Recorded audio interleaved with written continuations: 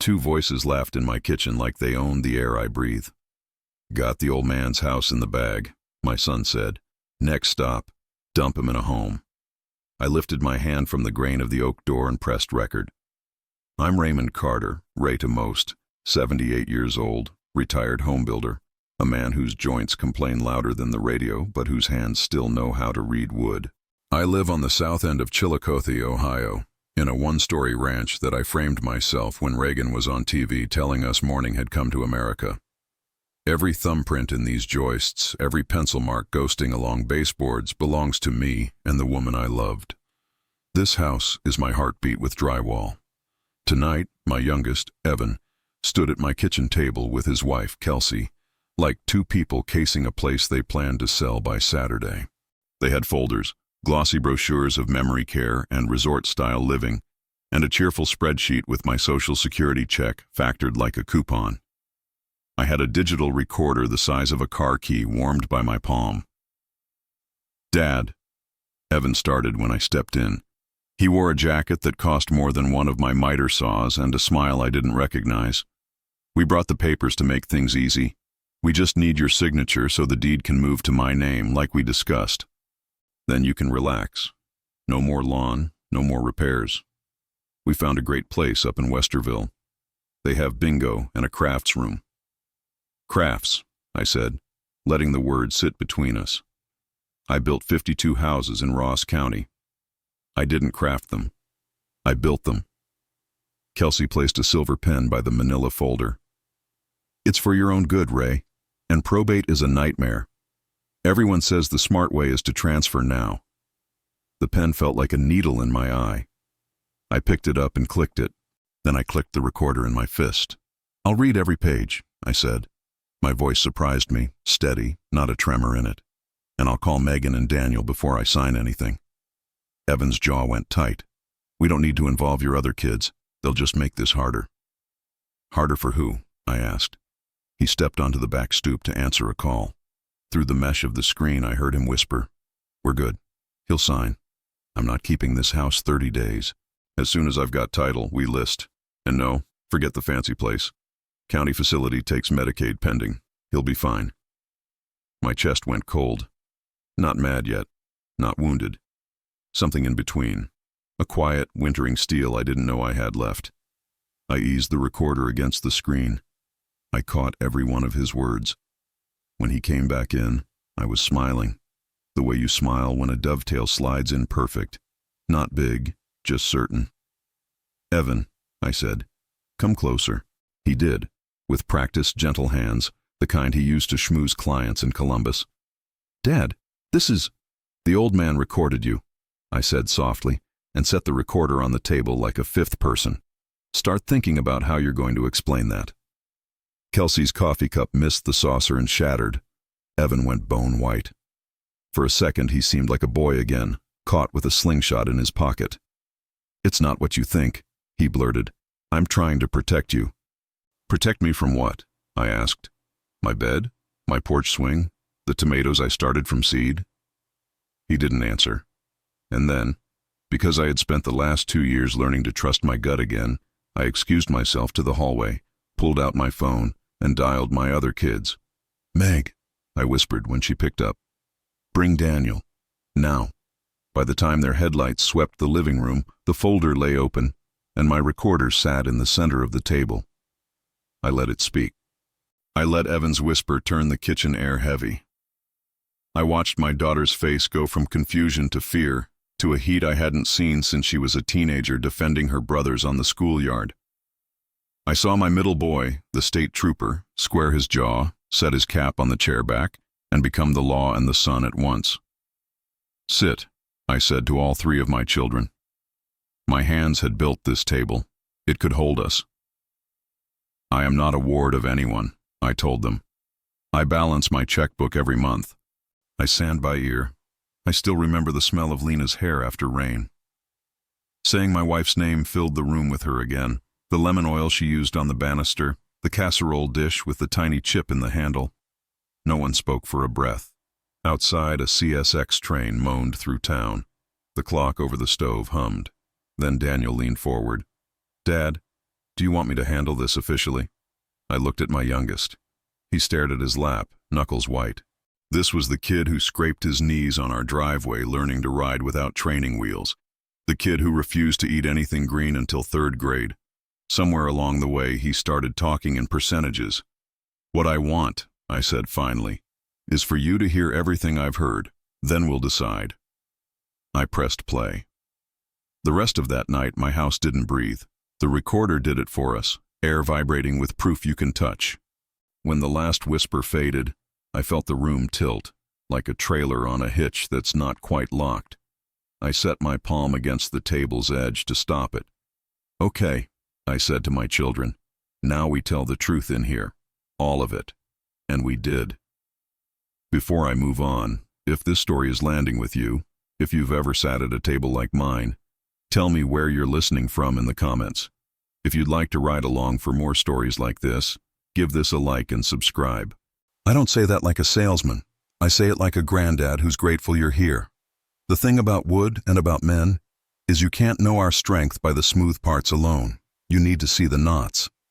I was born in 1947 at Adena Hospital when Chillicothe still smelled like paper mill and wet riverbank. My father, Eugene Carter, taught high school shop and framed barns on weekends. Listen to the wood, he'd say, bending his ear to a plank like it had secrets. It'll tell you what it wants if you're patient. He had hands like mallets and eyes that missed nothing. We lived in a little cape on Paint Street. My room was upstairs, low ceiling, one window. In winter, frost feathered the panes. I'd lie awake and track train whistles across the dark like they were constellations.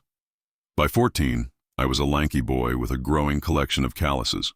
By 16, I could set a door square in 20 minutes and fix a neighbor's sagging porch for the price of a hamburger at the diner. Then I met Lena on a Saturday at the county fair. She was selling pies for her church beneath a tent that fluttered like a heartbeat. She laughed with her whole face when I fumbled my change. 3 months later, we were driving the back roads in my rusty Ford, listening to Otis Redding, planning a life the way you lay out a foundation. String line tight, corners true. We married in 1969 at First Baptist. She wore a simple white dress. I wore a tie I never could keep straight. We rented a 1-bedroom near Yaktangi Park and bought our first set of secondhand tools together. I'd leave at dawn to swing a hammer for someone else's outfit and come back at dusk with splinters and hope. When we could finally afford it, we filed the papers for Carter Homes. My father came on Saturdays. He'd squint at my cuts, nod and say, "That'll hold." Our first baby, Megan, arrived in 72 with a stare like mine and Lena's patience. Daniel came 3 years later, forever trying to run before he could stand. Money was thin like paint, we stretched too far, but joy was thick. We ate spaghetti 4 nights a week. We took the kids to the river on Sundays and let them throw rocks until their arms were rubber. In 1983, when interest rates started being kinder, I bought a rough patch of half-acre on the south end, back then just scrub and sumac that backed toward the Scioto. No one wanted it. I saw a front porch facing morning sun. Every spare hour I cleared brush, tamped gravel, dug footers. Friends showed with coolers and nail bags. My father held the first beam while I coaxed it into place with the sledge. Lena brought lemonade. Hip bumped open the door with a baby on one arm and a pie dish on the other. Our third child, Evan, arrived that fall, a surprise from a God who still had jokes. He was bright from the start, words like slick marbles rolling out of his mouth, eyes always on a horizon I couldn't see. While Megan set the table and Daniel ferried boards, Evan floated, dreaming. I didn't mind. Every crew needs a dreamer, I told myself. By the 90s, Carter Homes was steady. Folks would say, if Ray built it, it'll outlast the mortgage. We were never fancy. I took pride in the stuff you never see. The blocking behind a towel bar, joists you could dance on, caulked lines straight as soldiers. I still remember the first time a client cried walking into their new kitchen. Lena cried with her. I watched them both and thought I'd won the lottery without buying a ticket. Then came the calendar where good days stopped lying back to back. In 2007, Lena found a lump. Words blinked on charts like a language we didn't speak. Biopsy, malignant, margins, stages. We sold half the shop's assets to cover what insurance wouldn't. I sat at chemo with her and watched the drip count time. Evan moved to Columbus by then, selling financial products in a glass building that threw sunlight back at the city. He visited when he could. When he did, he straightened the frames on our walls and told us we should modernize the house. I'd say, "Your mother loves this kitchen." He'd smile like a billboard. In 2010, after 17 days where the world got small and the beeping got loud, Lena's fingers loosened in mine. It was raining, the soft kind that turns everything gray and holy. The nurse lowered her voice. I walked the hall alone out of instinct, to give my kids space to cry without worrying about me. I pressed my forehead to the hospital window and watched my own breath fog the glass until it looked like I'd blurred myself. I slept on the couch for weeks next to the dent Lena's body had made across years of midnight talks. Meals lost taste. Time turned gummy. The kids took turns sitting with me, my grief like a room we rearranged every afternoon but couldn't make comfortable. Evan came with Kelsey and stayed just long enough to make sure the funeral program read clean and the obituary listed his employer correctly. I don't say any of that to crucify him. People grieve like they learn to walk. Some step careful, some run away from the sidewalk. I tell you because knots matter. They carry the load. After the casseroles were gone and the phone stopped ringing, the house felt too large and too exact. Every shelf felt like a memory I couldn't dust without crying. But I stayed. I kept the banister oiled with lemon. I set Lena's mug on the hook, the one with the hairline crack, and left it there like a lighthouse. That's the life that led to tonight's kitchen, to a folder on my table and a recorder under my palm. Nothing happens in one scene. Everything is a series of cuts that fit, and some that don't. Pulled tight with glue, clamped, prayed over. The first time Evan brought up guardianship, he set it on the table like a kindness. "It's just smart estate planning, Dad," he said, dropping jargon like birdseed. "We put the deed in my name now. Avoid probate later. You can stay as long as you want. Everyone does this." "Everyone?" I asked. "I built houses with crawl spaces I could turn around in. I don't live in everyone." I sipped my coffee and let him talk. That year, 2015, he and Kelsey started coming down more. They brought gifts, a giant flat screen I didn't know how to argue with, a smartphone with face recognition that couldn't recognize me without my glasses, a reclining chair that made my back feel like it had the flu. "You deserve comfort," Kelsey would coo as she arranged throw pillows I never used. It's a strange thing, getting old enough that children treat you like bubble wrap. They mean well until they don't. I tried not to sour. I said thank you. I made an effort. I learned to answer texts with a big finger. I let the chair hum me to sleep once. It felt like a bus idling. By 2021, the visits came with papers. "Power of attorney," Evan said one afternoon, sliding a form across my table. He'd brought barbecue from Columbus, my favorite, like bribery with sauce. "This just lets me help with bills if anything happens. We're not talking about today. No one's taking your keys. Just being proactive." I read the page and felt the vinegar under the sweetness. There was no springing clause, no limits. If I signed, he could be me wherever a notary smiled. "We'll see," I said, and tucked it under the phone book I still keep out of habit. After he left, I called Megan. The quiet on the line before she spoke told me she was thinking hard. "Dad," she said, "you know I love my brother, but I need to tell you something I probably should have told you a while ago. He's in deep. Like, not just credit cards and oops, I bought a jet ski deep. He owes money to people who call at 3 a.m. I'm worried." I pinched the bridge of my nose. "You raise 3 kids, and you learn each of their breaths." Under Evan's sales pitch oxygen, there'd been a rattle I couldn't place. Now I could. I needed proof, not just a father's gut. So I went to Tommy Nguyen's shop on Bridge Street, a tidy little place that sells everything from vacuum belts to drone parts. Tommy did maintenance on my old radio once and refused to charge. He has a son in my grandson's class. "You got anything that can record a conversation without looking like a movie?" I asked. Tommy smiled. "You mean like a key fob or a pen?" "Ray, I have stuff church deacons buy when they suspect the treasurer is cooking the books. I left with a fob that recorded 10 hours and a pen that recorded 12. I told myself it wasn't sneaky. It was survival. People lie to your face because they mistake kindness for weakness. Tape doesn't lie. I recorded small at first. Phone calls where Evan used new phrases I didn't like liquidity event and off-market buyer. Kelsey in my kitchen whispering to someone, "He's so close. The old man thinks it's his idea now." I recorded the day he brought a doctor I'd never met. A man with ironed eyebrows and a soft voice who asked me to draw a clock and name presidents, and then stepped out on the porch with Evan where, through the door, I caught this. Early cognitive decline is common at his age. If we use that language, mild neurocognitive impairment, it helps the petition. Petition, to make me a ward of my own boy. My heart stuttered like a bad outlet.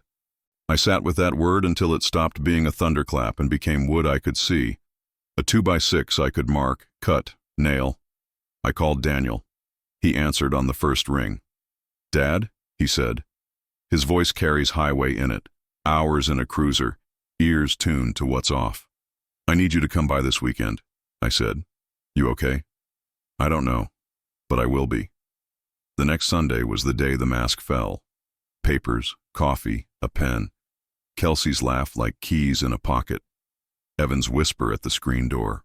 The county facility comment that turned my hands into ice. I decided not to breathe like a prey animal anymore.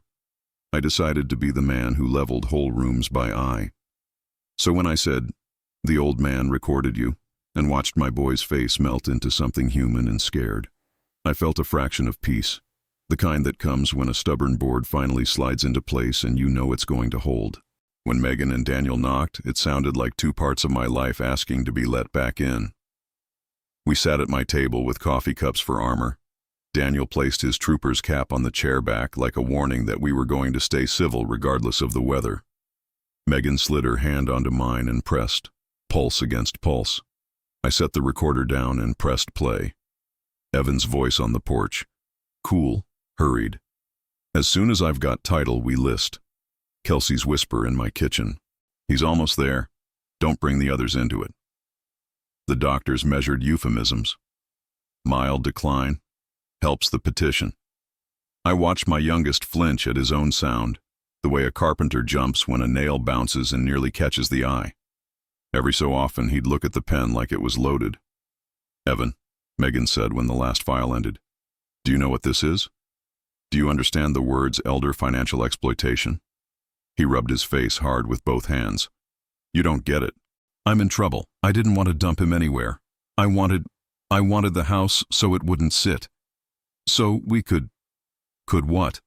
Daniel cut in, not unkind, but like a man who needed geometry to match. "Flip it and use a county nursing home to hold Dad like a storage unit while you settle your debts." "Stop," Evan snapped, some heat at last. "These guys are not, this isn't student loans, okay? They're men who don't send paper notices. They don't care about your badge." The room swayed. Megan's eyes shone like she'd been holding back a river for years. "Why didn't you come to us?" she asked, almost whispering. "You're not 10 years old stealing a candy bar. You're a grown man who could have told your family the truth." Evan looked at the place where his mother kept the sugar canister, like he could conjure her by memory. "Because I'm ashamed," he said, voice cracking.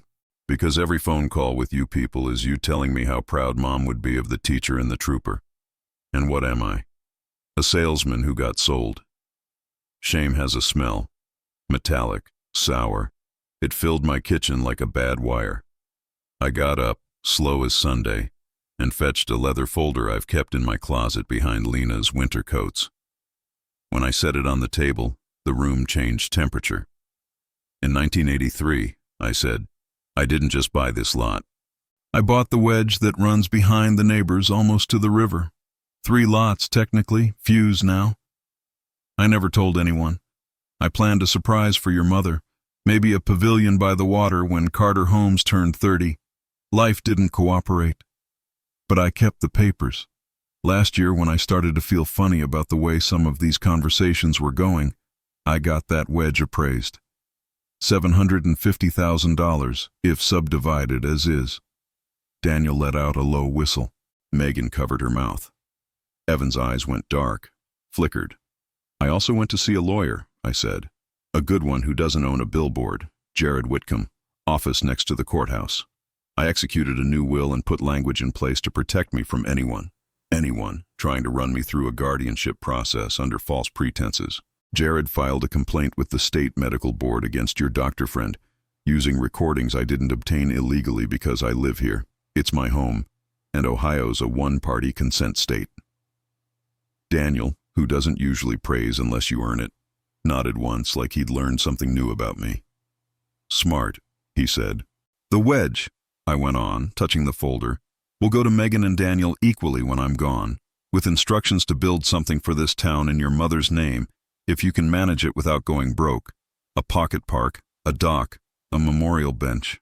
I don't know. I trust you to decide. Evan looked like he was counting angels on the head of a pin and coming up short. So I'm cut out, he said flatly. You cut yourself out, I said.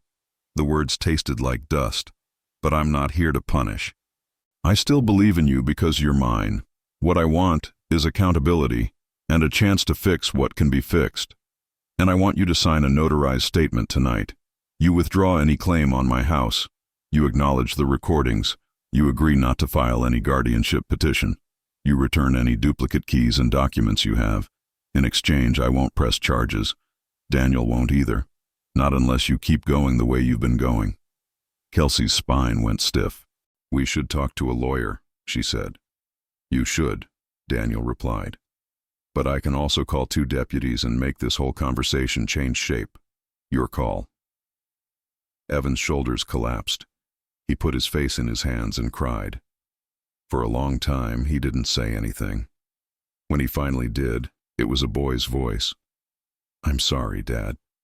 There are apologies you can trust, and apologies that feel like sawdust blown to hide a gouge. This one, it was both. I nodded, because you can't sand a board by staring at it. Then I called Jared, who answered on a Sunday like he knew this phone call was coming, and he said he'd drive over. We signed papers. We made copies. We locked them up. Nobody raised their voice. That is sometimes the loudest kind of justice. After midnight, when the house was quiet, I stood alone in the hallway where we charted the kids' growth with pencil ticks. Evan 6, Meg 8, Danny 5. I pressed my palm flat against all 3 names and told myself, wood forgives a lot if you cut with the grain. Mercy is a kind of carpentry too. You keep what's sound. You don't keep rot because you're sentimental. Monday morning, Jared brought his paralegal and a thermos that smelled like cinnamon. Megan brewed fresh coffee. Daniel stood in the doorway, arms folded, not a threat but a fence. Evan and Kelsey sat side by side, both looking as if someone had poured them into their clothes the wrong way. We went line by line. Jared's voice is the kind that makes juries lean in, not flashy, just steady. This paragraph states you, Evan Carter, relinquish any claim to your father's current residence at 1387 Riverbend, he said, tapping the page. This section acknowledges you presented documents and medical opinions under false pretenses. This portion sets forth that any attempt to file for guardianship without cause will be considered harassment. Kelsey squinted. Can it say, may be considered harassment? It can, Jared said, but it won't. I watched my boy sign his name 6 times. His signature used to slant upward like optimism. Today it sat flat on the line, obedient. When the pens clicked shut, I felt something release inside, like a joist finally catching the bracket. Not triumph, not even relief. A slackening in the worry that had been a bar across my chest for months. I'm going to take a walk, I said. I stepped outside into an October that hadn't yet turned but was thinking about it. The maples along our street shrugged toward orange. Somewhere, a neighbor ran a leaf blower like it was a motorcycle. I ended up not walking much at all. I just sat on the porch steps with my coffee and tried to imagine a future where this house held more laughter than law. The wind pushed the chimes. I thought of Lena. I imagined her sitting beside me, folded into her sweater, watching squirrels audition for the holiday parade. When I went back in, Megan was rinsing mugs. I'm going to take the back bedroom, Dad, she said without preamble. For now, If that's okay, I can transfer my last 2 classes to online and finish the semester here. We'll get routines. We'll make soup. I don't think I've ever been more grateful for a sentence. Make soup. Daniel clapped a hand on my shoulder. I'll come down every weekend, he said. Owen's been itching to learn more woodworking. He can plane boards for you and work out all his teenage drama into shavings. I laughed, an honest belly-deep bark that startled me. Good, I said. We need apprentices. We set a new rhythm fast because that's how you build when a storm knocked down a fence. Tuesday we went to the bank and moved accounts to ones with 2 signatures. Wednesday, Jared filed paperwork to revoke any lingering POAs I might have accidentally signed. Thursday, I put the house in irrevocable trust with me as trustee and Megan and Daniel as successors, so if anything really does happen to my brain, my house doesn't become a chip on someone's poker table. Friday, I drove to Bridge Street and walked into Tommy's shop with a box of glazed donuts. For you, I said, for whatever happens next, and for the time after that. He looked at me over the top of his glasses. You okay, Ray? I'm building, I said. Different project, same rules. By the following week, word seeped through town, not the ugly, gossipy version, but the protective one. People appeared at our porch with casseroles and fresh bread. Mrs. Rutledge from church handed me a bag of tomatoes from her garden and said, You need anything at all, you call me day or night. I don't sleep anyhow. On Saturday, I was mid-sand on a piece of white oak when a thought hit me so clean it felt like a plumb line dropping. That wedge by the river. The one I'd planned for a pergola that never got built. What if I didn't wait for a will to make it mean something? What if I started now? I told Megan that night. Her eyes lit like the bulbs on the courthouse lawn in December. A pocket park? She said. Benches you build with kids, apple trees, a tiny stage for Owen's band to play. Dad, Lena would faint. We'll call it Lena Grove, I said, trying out the shape of it. It fit like a glove. No plaques about donors, just a sign that says this town looked after one of its own, so he's looking back. We drew sketches on napkins. We listed who to call, city councilwoman, parks department, the high school shop teacher. Megan texted Daniel a photo of the napkin plan. He replied with 3 words, I'm all in. As for Evan, he packed quiet. At the end of the week, he brought me a brown envelope. Inside, a key to my back door, copies of documents, and a note that said, I don't know how to be a better son yet. I only know how to not be this one. I'll learn. E. I put the envelope in Lena's top dresser drawer, next to the scarf that still holds her perfume the way wood holds heat after the fire. We broke ground on Lena Grove with more rakes than people, and more joy than sense. The city's parks director, a woman named Carla with a clipboard and boots that had seen floods, stood on the wedge squinting at the property line while a late October sun tried to remember how to be warm. You sure about this, Ray? She asked. It's a lot of work. Trees don't plant themselves, and teenagers don't either. Got a secret weapon, I said, thumbing toward the street where a beat-up Civic wheezed to a stop and disgorged my grandson Owen, his best friend Javi, and 3 of Javi's cousins. All elbows, all swagger, all heart. Mr. Carter, Javi said, grinning, you really gonna let us use power tools? We're going to use hand tools whenever we can, I said, handing him a spoke shave. Power is for when your hands forget the rhythm. Besides, a hand plane will teach you patience and give you biceps. You interested? They were. In a world that tells kids their attention span is a joke, hand tools are a revelation. You set the blade. You angle your wrist. The shaving curls up like a ribbon and falls to the ground smelling like a memory of Christmas. You don't need an app to know you did something right. We started with benches, simple mortise and tenon, no nails that could rust out, nothing fancy. I laid out a jig and let the kids wreck the first board to learn what tear out is. I leaned over shoulders and guided elbows. Feel where the grain wants to take you, I told them, old man advice on repeat. Don't fight what's true. Work with it. By lunchtime, we had 1 seat that didn't wobble. Carla clapped like we'd installed a fountain. The neighbors brought lemonade. Someone cranked a portable speaker low and let Sam Cooke sing us into afternoon. At dusk, when the teens left and the mosquitoes arrived like a tax, I stayed. I ran my palm over the bench we'd made, slow as a prayer.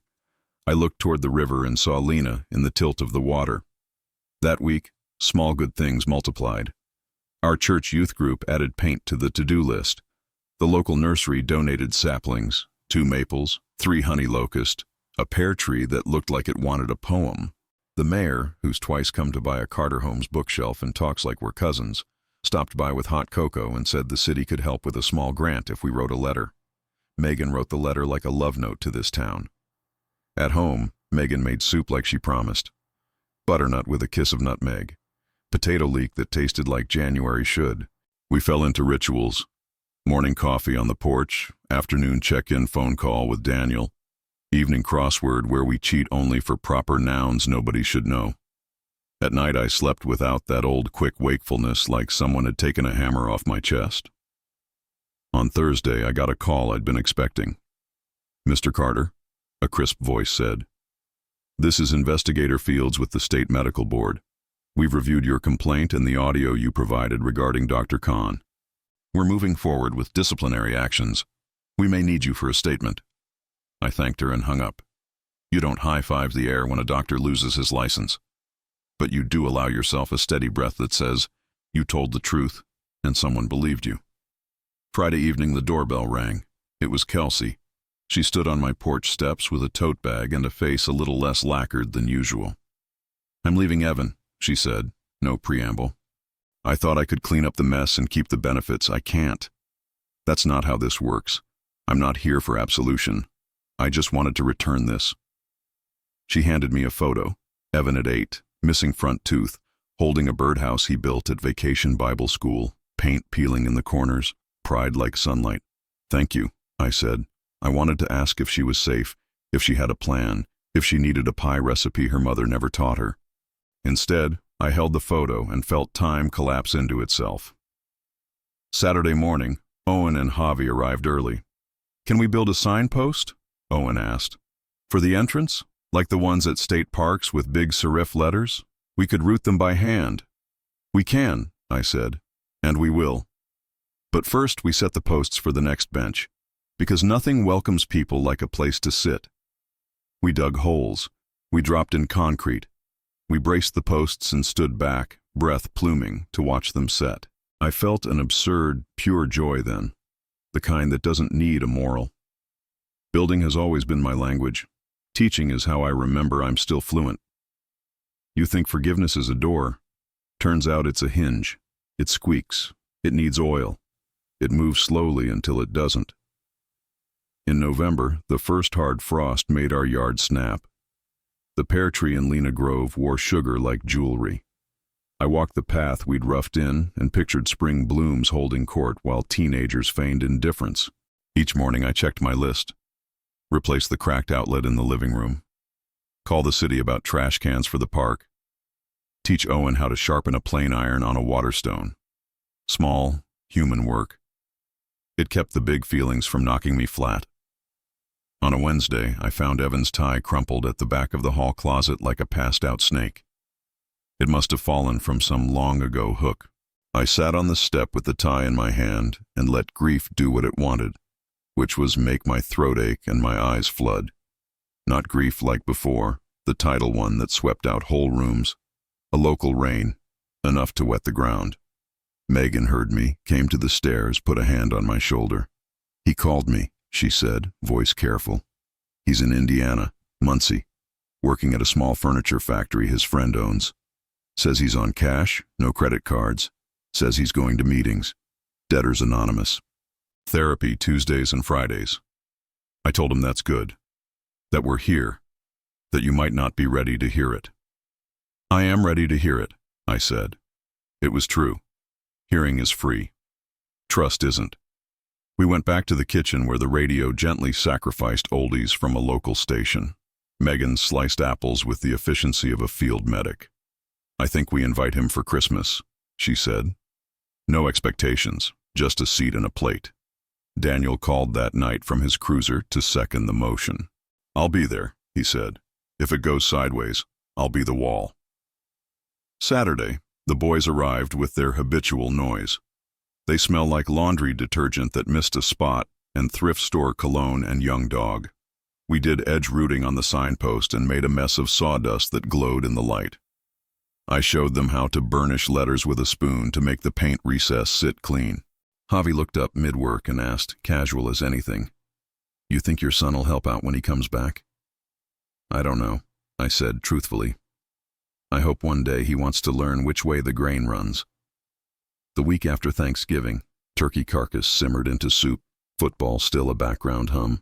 An envelope arrived with Indiana postmark. Inside, a wooden toy horse. The edges were rough. The wheels wobbled. The mane was a series of awkward gouges. It was beautiful.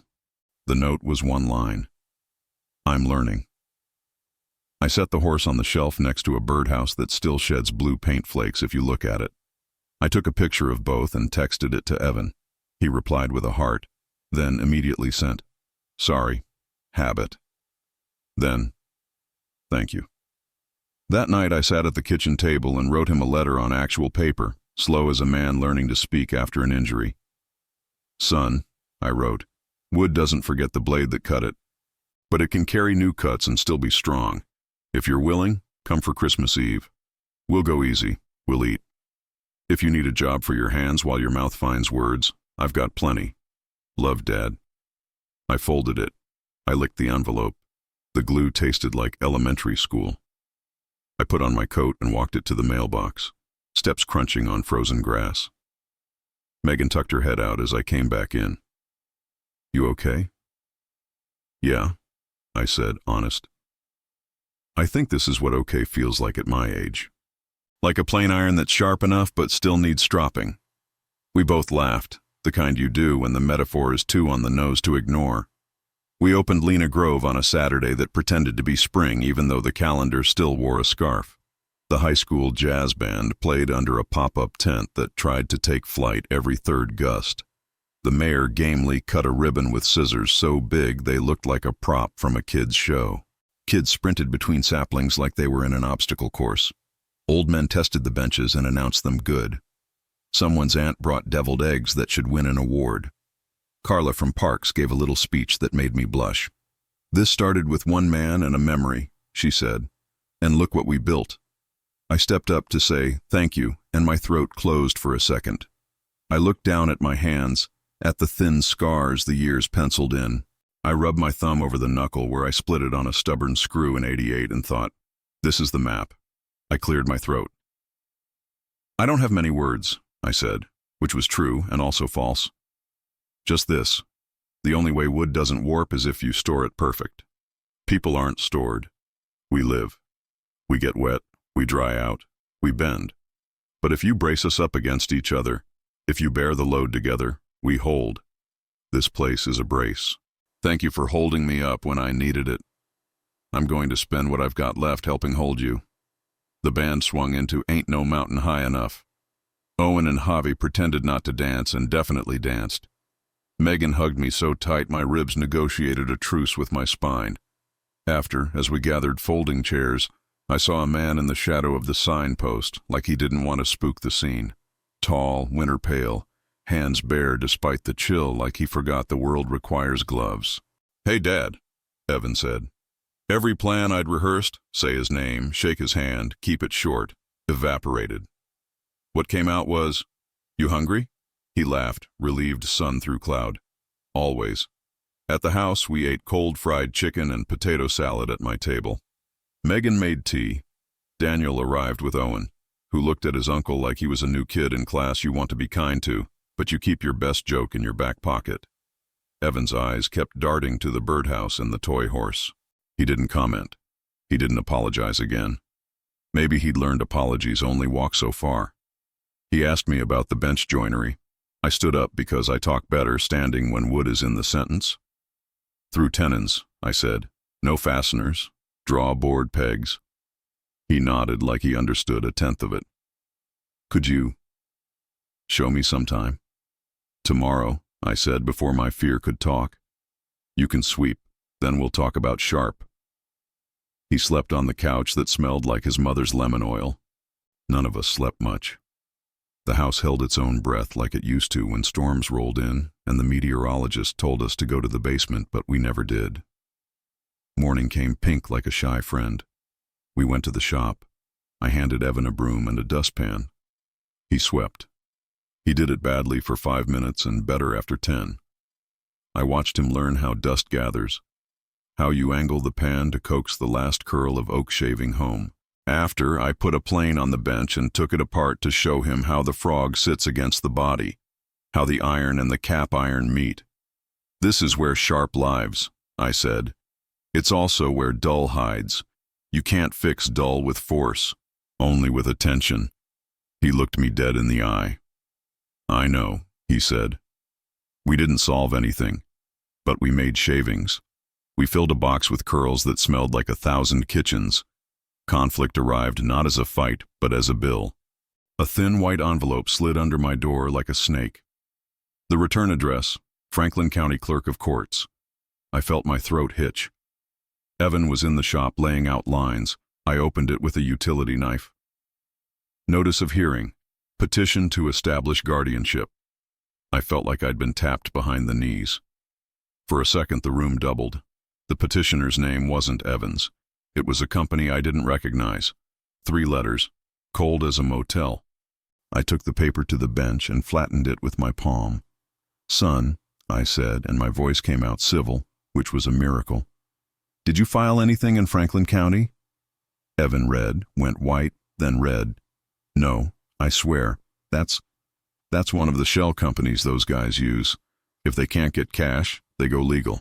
Some judge doesn't read the fine print, and Daniel arrived in 15 minutes, cop quick. He took pictures.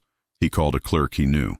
Jared, Saint in chinos, returned my call on the second ring and said, fax it like it was 1998, and then said, email it like it was now. By afternoon, he'd filed a motion to dismiss with my trust documents attached, and a half-dozen words that sing in court: lack of standing, no evidence, bad faith. He also called Investigator Fields, who connected dots I didn't know lived on the same page. We've seen this before, she said. The doctor blesses the petition, and a creditor files on behalf of a concerned party to nudge a judge.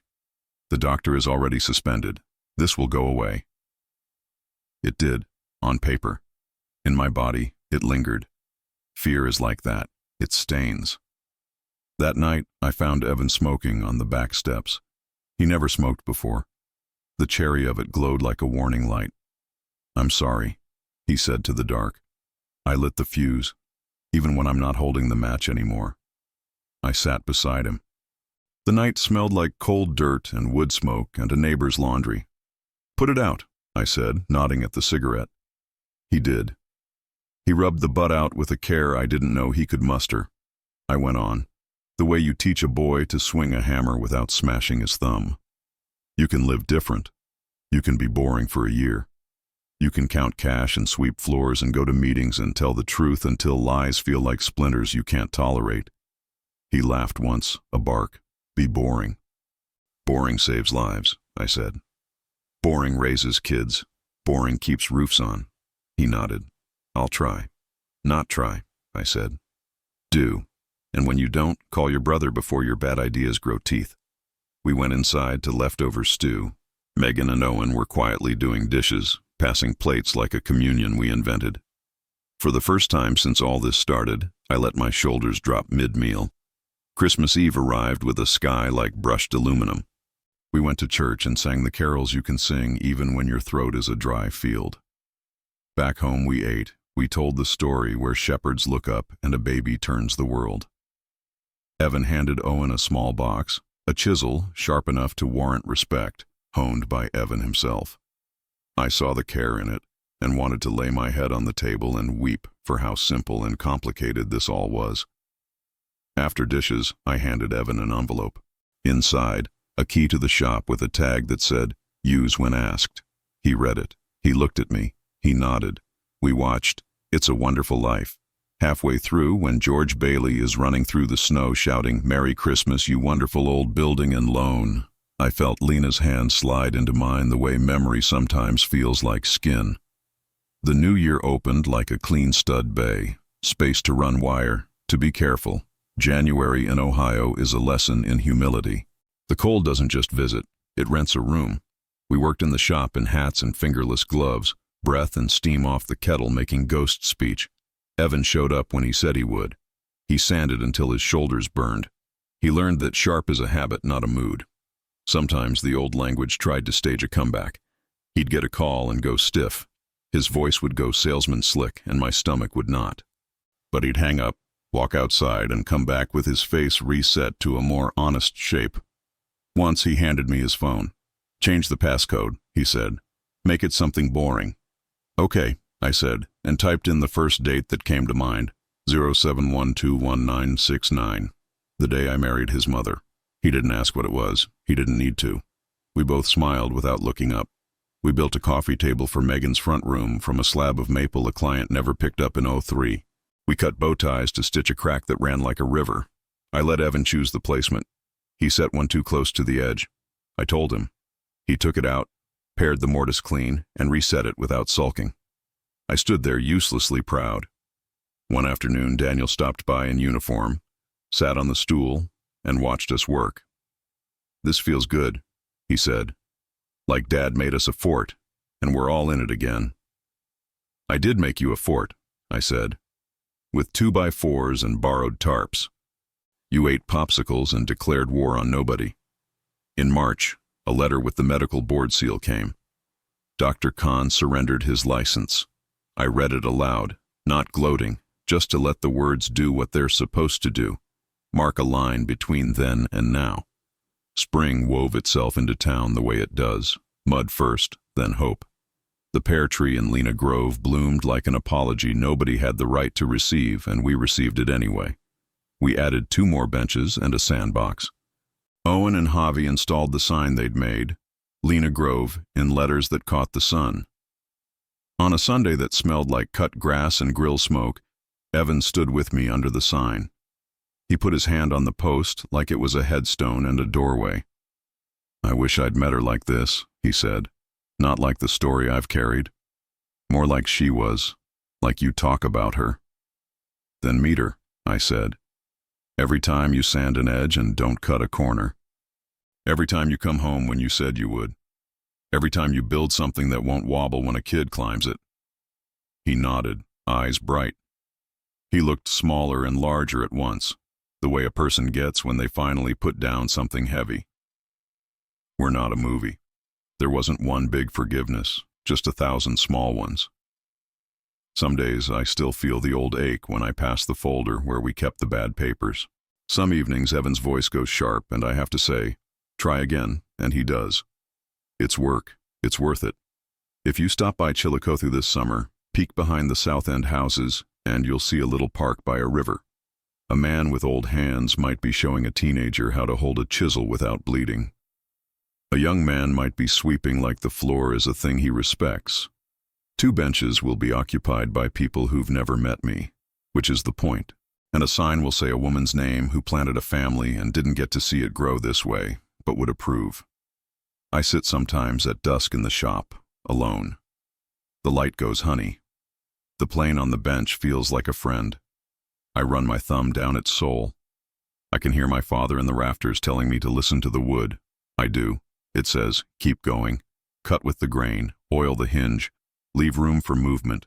Nail nothing you can't unfasten in a storm. And when the storm passes, go outside, breathe, and build something somebody can sit on while they decide to try again."